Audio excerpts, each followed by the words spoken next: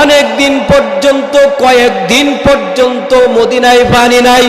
পানির জন্য সাহাবায়ে কেরাম পেরেশান, সাহাবায়ে কেরাম পেরেশান হয়ে গেছে।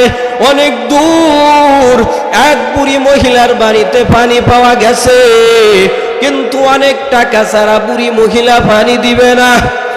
হযরতে উসমান গনি রাদিয়াল্লাহু তাআলা আনহু বললেন, ইয়া রাসূলুল্লাহ, ওই বুড়ি মহিলা যত টাকা চাই দিয়ে কূপটা কিনে নেন। সুবহানাল্লাহ বলেন।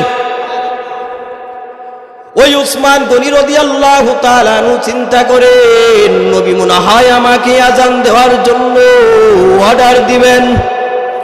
4 নম্বর সাহাবী হযরতে আলী মারতাদা রাদিয়াল্লাহু তাআলা আনহু, আলী রাদিয়াল্লাহু তাআলা আনহু চিন্তা করেন, নবী মনে হয় আমাকে আযান দেওয়ার জন্য অর্ডার দিবেন।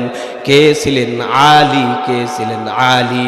আল্লাহর পয়গম্বর সকলকেই দাওয়াত দিয়েছে, সকলকেই দিনের দাওয়াত দেওয়ার পর দিন গ্রহণ করেছেন, কিন্তু আলী এমন একজন সাহাবী যেই আলীকে দাওয়াত দিতে হয় নাই, বরং আলী নিজে দিন চেয়ে নিয়েছেন।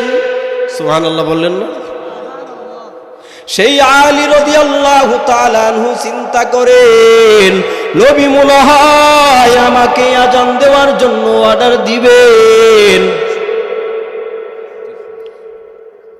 আলী রাদিয়াল্লাহু তাআলা আনহু চিন্তা করার পর নবী তাকায় আছেন কোন দিকে? বলছি আসমানের দিকে। কোন দিকে?